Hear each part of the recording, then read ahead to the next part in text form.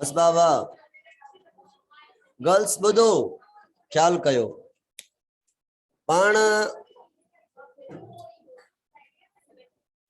पाण के अज पढ़नो आ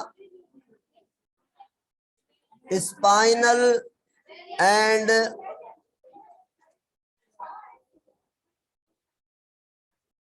क्रेनियल नर्व्स। गर्ल्स मांखे बुधायो त स्पाइनल नर्व्स कंखे चेबो उहे नर्व जेके निकरन या जेके वजन स्पाइनल कॉर्ड में। स्पाइनल कॉर्ड सेंसरी इन मोटर इन या बोथ। जेके स्पाइनल कॉर्ड दे मैसेज खणी वजन थियूं रिसेप्टर का उहे सेंसरी ऐं जेके स्पाइनल कॉर्ड का मैसेज वजी इफेक्टर दे वजन थियूं त उहे मोटर। ठीक आ। क्रेनियल नर्व भला सेंसरी इन या मोटर इन उहे भी भई जेके दिमाग के वनी मैसेज ॾियनि थियूं उहे सेंसरी क्रेनियल नर्व ऐं जेके दिमाग का मैसेज वठी इफेक्टर ॾे अचनि थियूं उहे क्रेनियल मोटर नर्व। ये ॻाल्हियूं पढ़ियूंसीं। बुधो बाबा हाणे स्पाइनल जेके नर्व्स ने उन्हनि जा पेयर ने घणा 31 पेयर 31 पेयर इन ऐं जेके क्रेनियल नर्व्स ने उन्हनि जा पेयर ने 12। हाँ हाँ ठीक है यह गाल ओके आ। गर्ल्स बुधो हाणे स्पाइनल ऐं क्रेनियल जेके नर्व्स ने उनमें असां के खबर आ त सेंसरी प्लस मोटर ऐं हे भी सेंसरी प्लस मोटर इन। ठीक हाणे इहा गाल समझणी आ त ये जेके नर्व्स ने क्रेनियल छो चयोसे पढ़ियो होयोसे ब्रेन मां निकरन थियूं डायरेक्टली ब्रेन सां एसोसिएटेड क्रेना या सेरिब्रा वर्ड ब्रेन ला यूज थींदो आहे। इंट्रोडक्शन में मां बुधाए छड़ियो हुयो। ऐं स्पाइनल कॉर्ड जे करे spinal cord okay spinal nerves हाणे ये कंट्रोल कंदियूं इन ब सिस्टम। हिकड़े सिस्टम के चवंदा आहियूं ऑटोनॉमिक कंट्रोल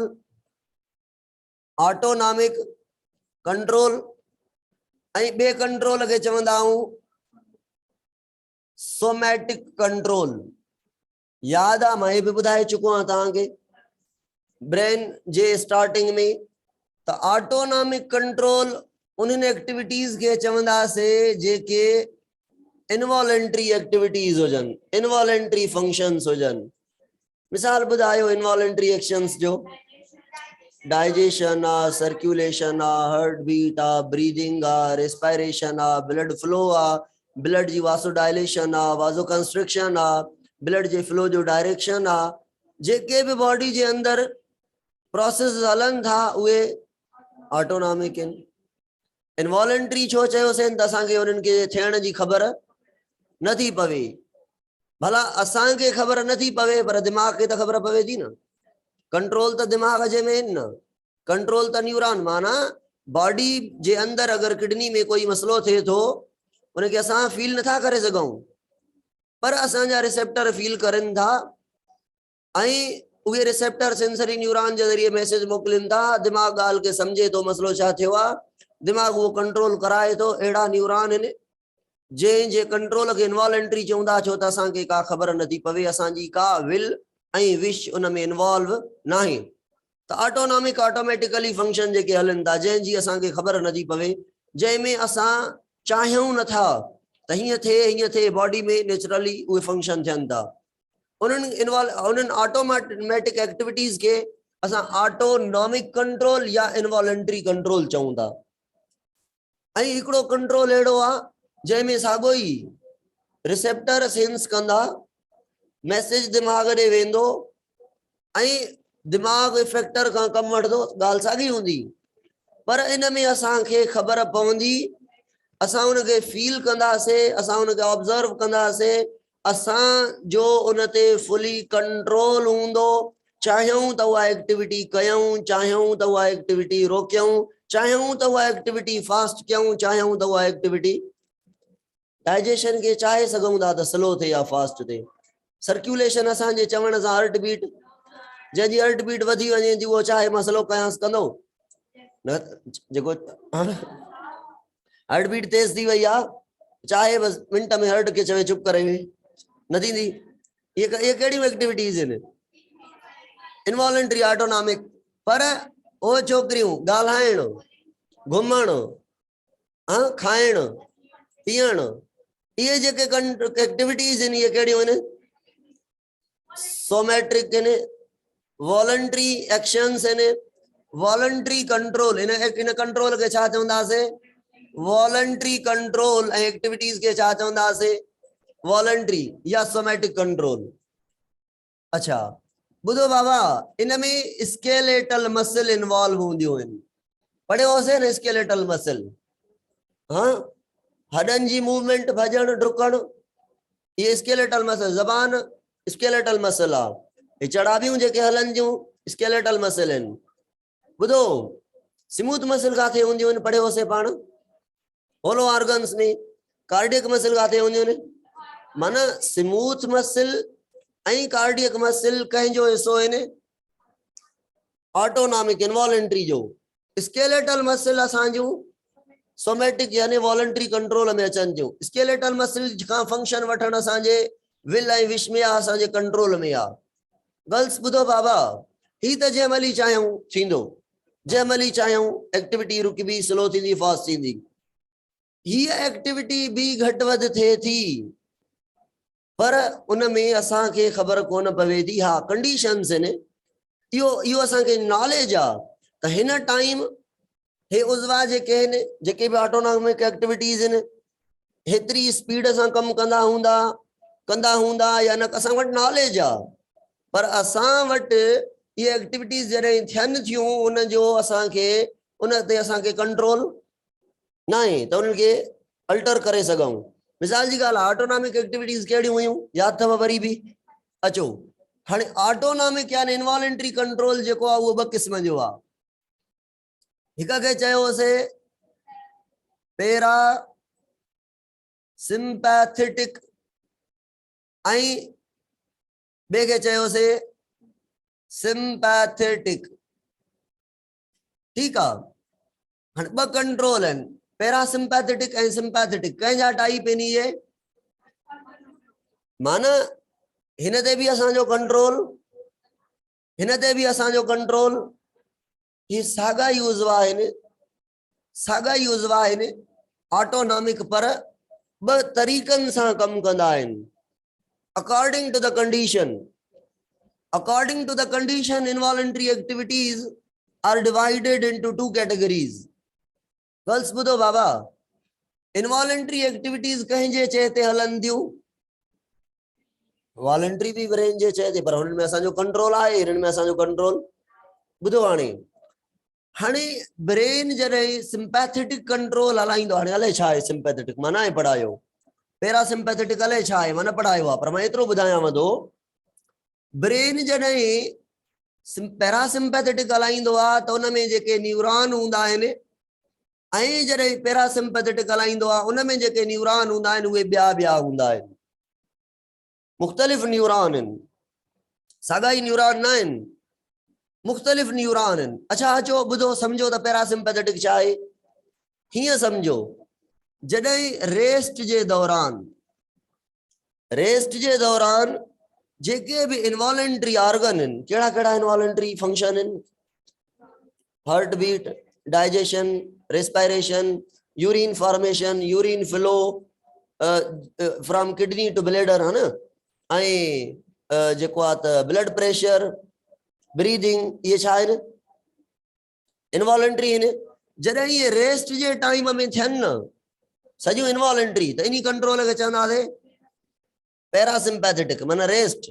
गर्ल्स ॿुधो, उन रेस्ट जे टाइम में डाइजेशन भी थींदी आहे, जंहिंजे करे बुक वारे हिनखे नालो ॾिनो आहे रेस्ट एंड डाइजेस्ट। माना फ्री कंडीशन में, रेस्ट कंडीशन में, नॉर्मल कंडीशन में बॉडी जेके फंक्शन करे थी उन्हनि खे असां चऊं था पैरासिम्पैथेटिक कंट्रोल। हाणे इन जे लाइ जेके न्यूरॉन आहिनि मां पढ़ाईंदुमि तव्हांखे त कहिड़ा कहिड़ा आहिनि ऐं कमु कीअं कीअं थिए थो। हिकिड़ो कमु ॿुधायो आहे त डाइजेशन थिए थी। गर्ल्स ॿुधो, सवाल ॿुधायो, डाइजेशन जे थींदी आ त डाइजेशन जे दौरान एनर्जी कंज्यूम थींदी आ, एंजाइम यूज कंदा आहिनि, पर उन जे रिजल्ट में उन ही टाइम एनर्जी मिलंदी आ छा? जॾहिं डाइजेशन थे, एनर्जी ॿुधो ख़र्च थे, फूड इंटेस्टाइन तक पहुचे, इंटेस्टाइन मां ब्लड में वञे, ब्लड मां लिवर में चेक थे, मेंटेन थे, लिवर मां पोइ हार्ट में वञे, पोइ वञी बॉडी ॾे पहुचंदो, वञी सेल वटि पहुचे, पोइ यूज़ थींदो, है न? अगर अगर एमरजेंसी स्टेट अचे, कहिड़ी स्टेट अचे? एमरजेंसी स्टेज अचे, उन एमरजेंसी स्टेट में, एमरजेंसी वारी कंडीशन में डाइजेशन थे त सही आ या डाइजेशन न थे त सही आ? एमरजेंसी जॾहिं थी आ, जॾहिं एमरजेंसी कहिड़ी कंडीशंस आहिनि ॿुधायो त? फियर, फियर, फाइट, है न? डपा, हेजिटेट, फियर में अची वियो, या हाँ काड़ी कंफ्यूजन हुजे, या कहीं खां माना हे भी एमरजेंसी स्टेट आ। का मिसाल मां ॾींदो, का बला ॾिठीसीं ऐं उन खां जल्दी में भॼणो आ। हाणे मां इहो मिसाल ॾींदो आहियां त का ॾिठी आहे, का बला ॾिठी आहे, उन खां भॼणो आहे त उन में असांजूं मसल यूज़ थींदियूं, सोमेटिक कंट्रोल यूज़ थींदो, पर उन में भी एनर्जी खपे न। अच्छा जी, एंजाइटी और डिप्रेशन जे, डिप्रेशन सिधो सो अची वियो असांजो इन में सिंपैथेटिक में, एंजाइटी न। एंजाइटी छा में अचे थी? एंजाइटी छो ईंदी सिंपैथेटिक में? एंजाइटी न ईंदी। एंजाइटी जे दौरान जेका डाइजेशन त उते माना सोच जे, एंजाइटी में डाइजेशन कोन थी थिए। एंजाइटी में डाइजेशन थींदी आहे? डाइजेशन न थींदी आहे न एंजाइटी में, थींदी आहे? न थींदी आहे। एंजाइटी जॾहिं हूंदी त हाँ थींदी आहे। एंजाइटी चऊं छो था पाण? वो स्ट्रेस, स्ट्रेस माना फियर, उन फियर जे टाइम में डाइजेशन रुकबी, डाइजेशन रुकबी त कटे सटे ते स्ट्रेस थी वई न। ॿुधो जी, एंजाइटी, हाँ ॿुधो बाबा, उहे जेके भी शयूं, उहे जेके भी शयूं जेके बॉडी के एड़ी कंडीशन में वठी वञनि जितां निकरण जे लाइ एनर्जी खपे, जितां निकर, जी हाणे स्ट्रेस आ, फियर आ, फाइट आ, एंजाइटी भी सिंपैथेटिक में ईंदो, ऐं फाइट भी सिंपैथेटिक में ईंदो। उन खां बाद फियर भी, जेके भी क़िस्म जा फियर आहिनि सिंपैथेटिक में ईंदा। ठीक है ना, ये सजा सिंपैथेटिक में इंदा। एंजाइटी भी पैरासिंपैथेटिक में न अचे, छो करे उन महिल डाइजेशन के जानी वाणी रोकियो वञे थो। हिकिड़ो फियर आ, हिकिड़ी माना स्ट्रेस आ, एंजाइटी भी हिकिड़ो भउ आ हिकिड़ो, ठीक है न? त एंजाइटी भी अची वेंदो। अच्छा ॻाल्हि हले कहिड़ी कयां पियो मां, अलाए छा थी चवे छोकिरी एॾां शिफ़ा, मां भी थींदी हुजे सर रियल लाइफ में भला हूंदी त नाहे। हलो तव्हां घर वेठा हो न, घर खां ॿाहिरि निकिरो त पोइ भला काथे न काथे त हूंदी न। ॿुधो, हिकिड़ो पखी वेठो आहे, पखी वेठो आहे, हिकिड़ो पखी वट ते कंहिं जगह ते, अचानक जे तव्हां हुनखे कोई धक लॻायो था ऐं उहो तव्हांजे धक लॻण खां कोशिश करे थो भॼण जी, एमरजेंसी स्टेट ना है न? त भला उन लाइ एमरजेंसी स्टेट ना है, जिंदगी जो मसलो आ, एमरजेंसी स्टेट आ, बॉडी सजा कम उन महिल रोकींदी। अब वर्जिश आ, एक्सरसाइज इन जे दौरान, रनिंग जे दौरान डाइजेस्टिव सिस्टम जेको आहे उहो रुकबो आहे। ये सजूं असांजूं एमरजेंसी स्टेट में ईंदियूं। सही आहे, जाते एनर्जी घणी खपे न उन शइ खां निकिरण जे लाइ, त इहा एमरजेंसी स्टेट। हलो मुंहिंजो कॉन्सेप्ट त तव्हां ॿुधो ई कान, हाणे मोटी अचो। हलो न हूंदी अलाह कंदो भला न ॾिसंदव कॾहिं। शिफ़ा ॿीहर ॿुधो बाबा, ॿुधो। पैरासिम्पैथेटिक मां अॻ में पढ़ाए आयो आहियां त छा आहे, मां अॼु तव्हां खां पुछंदो तव्हांखे पढ़ाईंदो वञां थो। सिंपैथेटिक मां तव्हांखे पढ़ाए आयो आहियां, अॼु मां तव्हां खां पुछंदो पढ़ाईंदो वञां थो। वरी भले बखराणी छा मैसेज कयो आहे, नवाब शाह में भलाऊं आहिनि जंहिंखे ॾिसणियूं आहिनि था छो। अल्लाह अकबर। चुप कयो बस, अब भला कोन्हे बस। असां स्टेटमेंट चेंज कईसीं, कोन्हे बाबा मोटी अचो, मोटी अचो, मूंखे खोड़ पढ़ाइणो आहे, जल्दी ॿुधो, टाइम वियो हलियो। पैरासिम्पैथेटिक कंट्रोल कंहिंखे चऊं था, रेस्ट एंड डाइजेस्ट में जेके एक्टिविटीज़ आहिनि, कहिड़ियूं, जेके भी ऑटोनॉमिक एक्टिविटीज़ आहिनि। ऑटोनॉमिक एक्टिविटीज़ तव्हांखे ख़बर आहे, breathing, respiration, circulation, blood pressure, blood flow, digestion, urine जी फॉर्मेशन, यूरिन जो फ्लो, ये ऑटोनॉमिक एक्टिविटीज़ जॾहिं नॉर्मल वे में थियनि थियूं त इन्ही खे चऊं था पैरासिम्पैथेटिक। इन टाइम बॉडी जे अंदर डाइजेशन भी थिए थी। बुक वारो जेको पेज आहे न उनखे खोले करे पोइ मां तव्हांखे सम्झायां थो त छा मसलो आहे। हा ॾिसो, अहिड़ी ख्याल कयो, सिंपैथेटिक कंट्रोल उन्ही खे चऊं था जॾहिं बॉडी कहिड़ी स्टेट में हुजे, इमरजेंसी स्टेट में हुजे। ऐं इन इमरजेंसी स्टेट लाइ बुक वारे वर्ड यूज़ कयो आहे फाइट एंड फ्लाइट स्टेट। इनखे असां कटे सटे इमरजेंसी या स्ट्रेस वारी कंडीशन या फियर वारी कंडीशन चई सघूं था। हाणे जेके भी फाइट, फ्लाइट या इमरजेंसी या स्ट्रेस या फियर सां शयूं रिलेटेड आहिनि, जेके भी इवेंट उहे असांजा सिंपैथेटिक कंट्रोल में ईंदा। गर्ल्स ॿुधो, सिंपैथेटिक आहे छा? सिंपैथेटिक कंट्रोल जो मतलब आहे बॉडी जॾहिं इमरजेंसी में आहे त उते घुर्जे बॉडी खे इन इमरजेंसी मां निकिरण जे लाइ वधि में वधि एनर्जी। त इन टाइम इहो छा खे चऊं था, अहिड़ो कंट्रोल। सिंपैथेटिक माना अहिड़ो कंट्रोल जंहिंमें एनर्जी खे यूज़ करण वारनि ऑर्गन खे कयो स्टॉप। सिंपैथेटिक उन्ही खे चऊं था जंहिंमें उहे फंक्शन जेके एनर्जी यूज़ करनि था उन्हनि खे छा कजे, ऐं जेके स्ट्रेस मां रिकवर कराइनि था, स्ट्रेस जी रिकवरी कराइनि था, या जेके वाइटल फंक्शन आहिनि हिकिड़ा रिकवरी वारा, जीअं स्ट्रेस मां निकिरण जे लाइ, फाइट करण जे लाइ मसल स्ट्रेस मां रिकवरी जे लाइ आहे न, भॼण जे लाइ, बला खां भॼी वञण जे लाइ आहे। ऐं हार्ट वाइटल आहे, इन खे तव्हां कीअं रोके सघो था? रोके सघूं था हार्ट बीट के, ब्लड प्रेशर के न।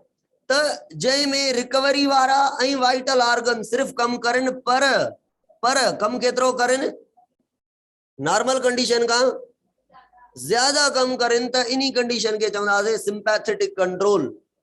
माना जेको नॉर्मल वर्किंग आहे हिकु त उहा नथी थिए सिंपैथेटिक में, ॿियो छा थो थिए, वाइटल ऑर्गन कम कंदा पर तेज, ऐं उहे ऑर्गन जेके उन फियर खां, उन स्ट्रेस खां, इमरजेंसी खां रिकवर कराइनि था, उहे बि कम कंदा तेज। प्लस में उहे ऑर्गन हरगिज़ कम न कंदा जेके ऑर्गन सिर्फ एनर्जी, मिसाल ॿुधायो, स्किन आहे एनर्जी कंज्यूम कंदी आहे, त फियर जे दौरान, स्ट्रेस जे दौरान, फाइट जे दौरान ब्लड स्किन ॾे न वञे।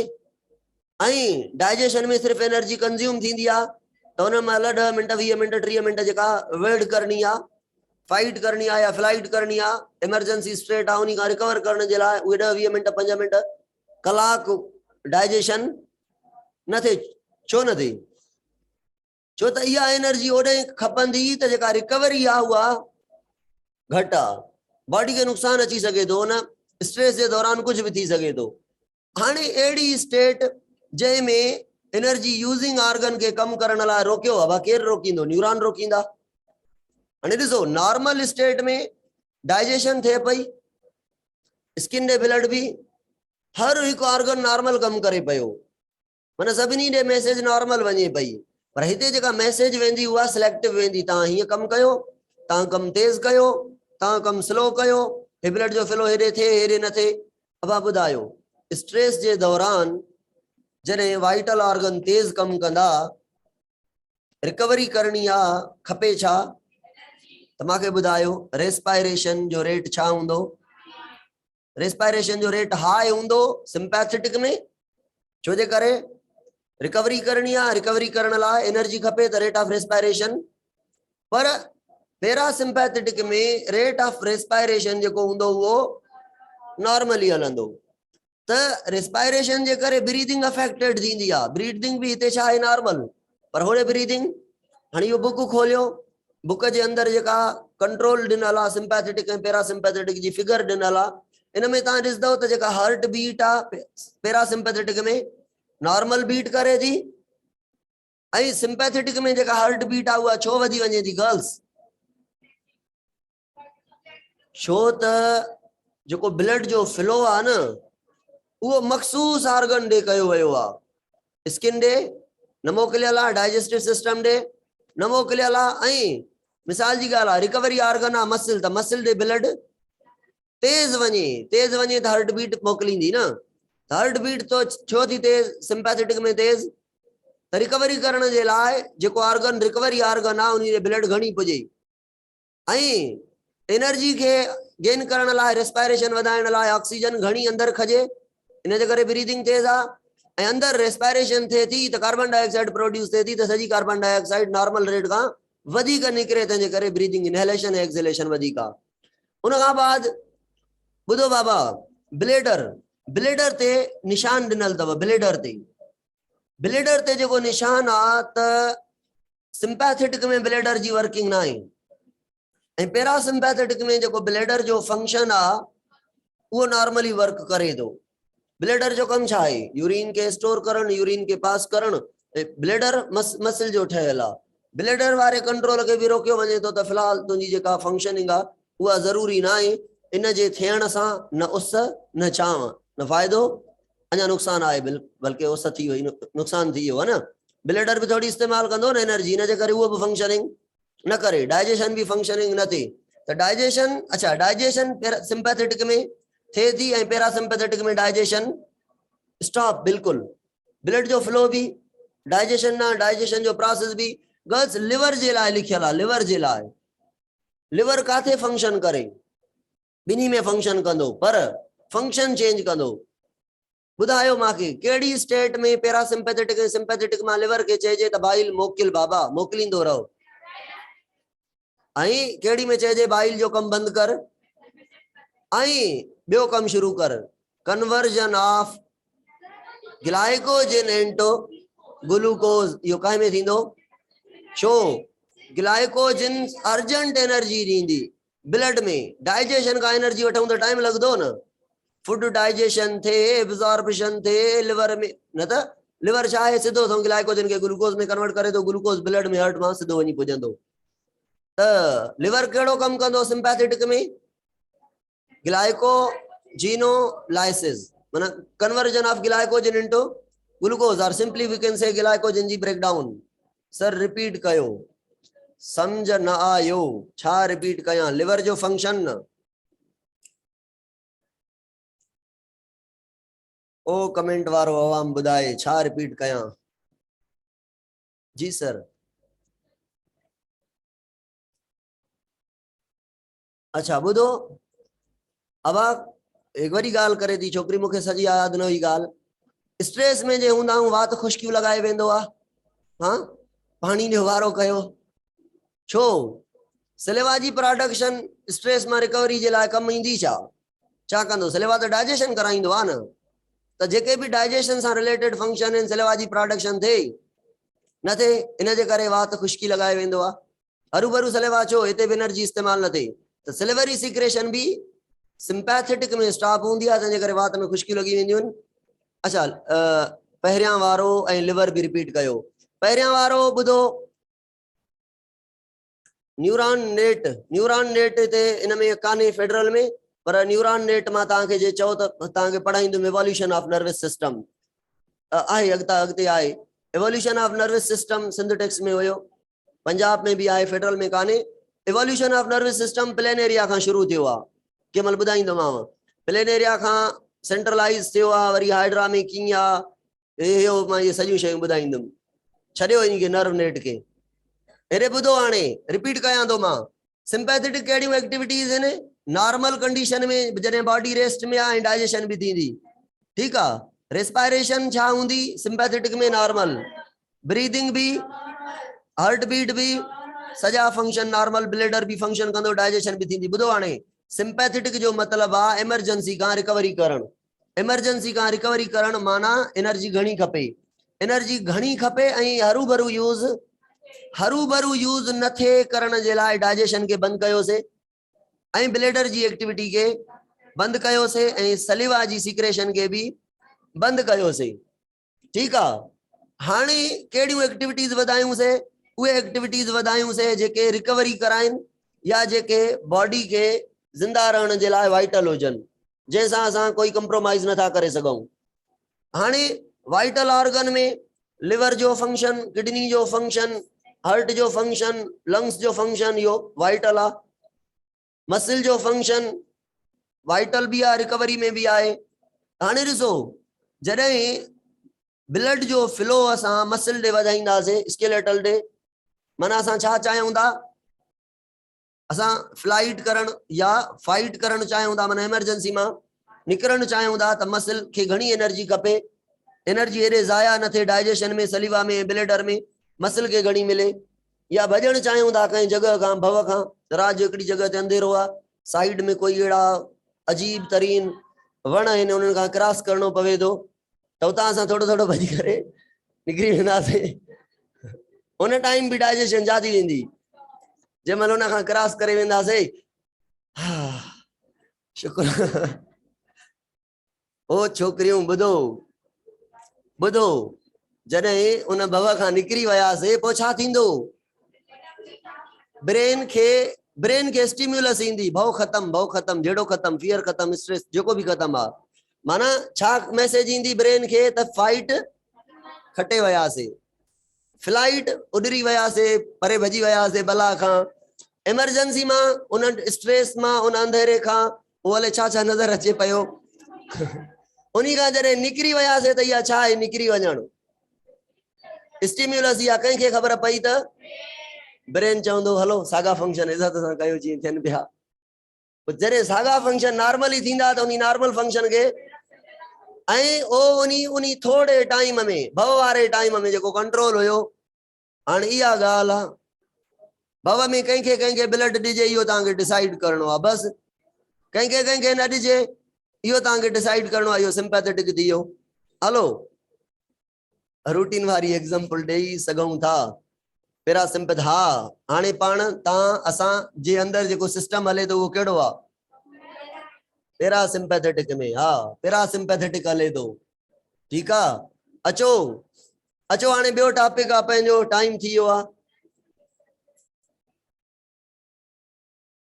जी बाबा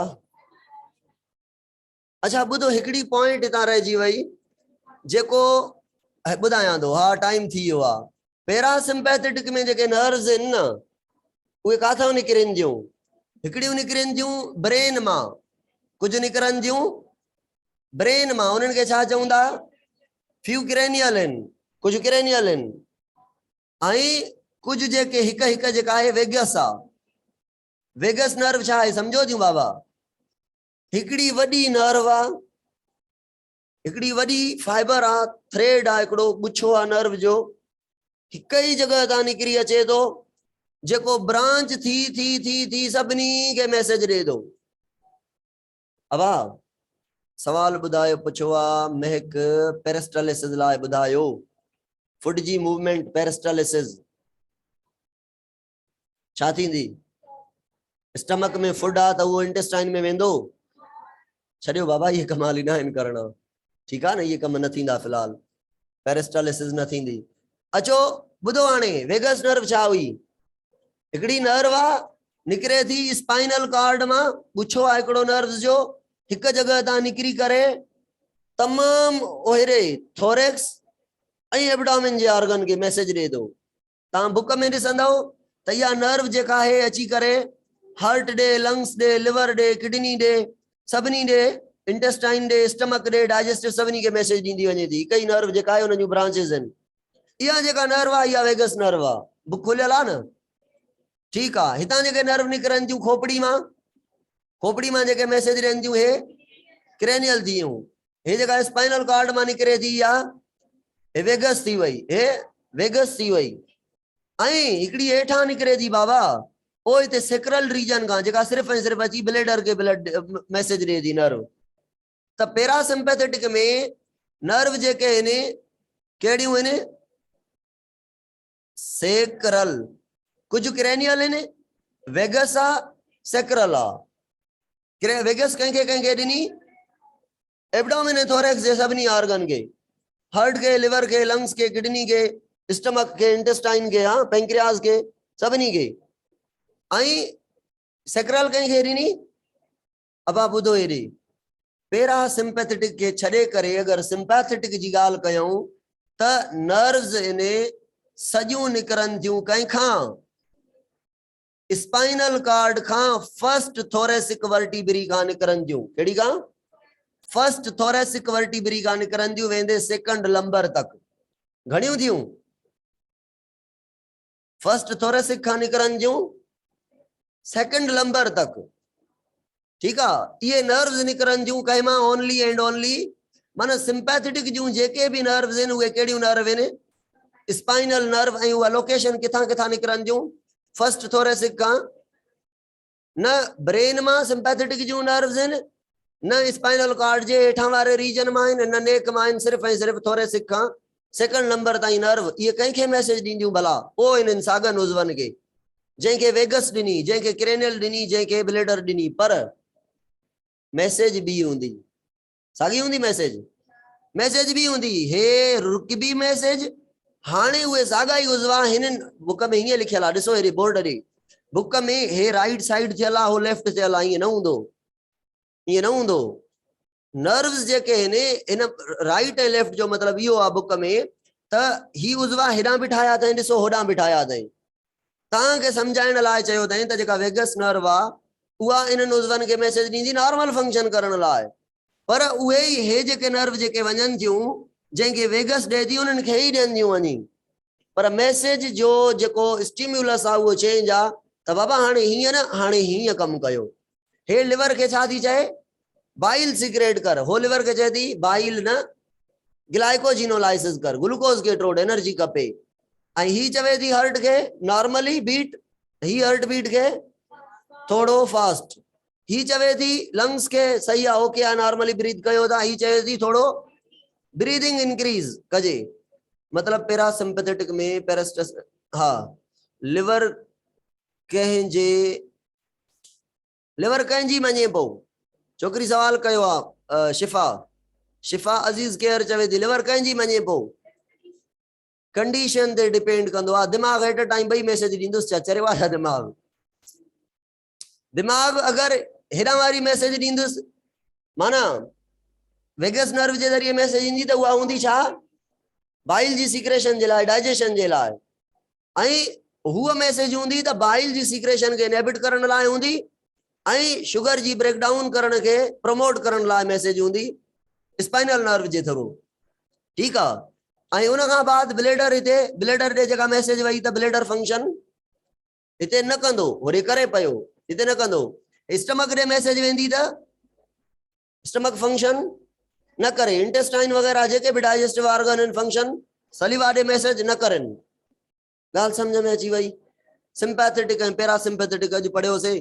मां त अॼु ॾाढो सोचे आयो हुअमि अॼु रिसेप्टर पूरा पढ़ाए वेंदुमि। अब हिकिड़ी ॻाल्हि ॿी ॿुधो, सुभाणे पाण खे छा करणो आहे? कोशिश कंदुमि त सुभाणे हिन चैप्टर खे पूरो कंदुमि, न त ॿिए ॾींहुं। घणो चैप्टर रहियल आहे पीएमसी जे सिलेबस जे अकॉर्डिंग हाणे पढ़ंदासीं। चैप्टर स्लो मोस्ट इंपॉर्टेंट पढ़िया आहिनि पाण। हाणे पीएमसी जो सिलेबस पढ़ंदासीं। ठीक आहे न? इहो अॻियां पीएमसी जो सिलेबस न आहे, पर सुभाणे ये जेके टॉपिक्स इन मां इन्हनि खे कंहिं ऑर्गेनाइज करे कंहिं तरीक़े सां तव्हांखे हिकु ई पीरियड में कलाक वठी करे मां पूरो करे ॾींदुमि। ॿुधो, MRI टेस्ट, सिटी स्कैन, इलेक्ट्रोसेफलोग्राफी जेके लिखियल आहिनि ये टॉपिक, ये टेस्टूं पढ़ी अचो। अल्जाइमर डिजीज पढ़ी अचो ऐं ड्रग्स के थोरो थोरो पढ़ी अचो घरों। भंग कैनाबस जो चाहे, हीरोइन जो चाहे, निकोटीन सिगरेट वारी जो चाहे, थोरो घरां पढ़ी ईंदव न ॻाल्हि मिंट में सम्झ में ईंदी। ठीकु आहे न। इहे शयूं रहियल आहिनि। रिसेप्टर मां तव्हांखे पढ़ाए वठंदुमि, रिसेप्टर इज़ी आहिनि।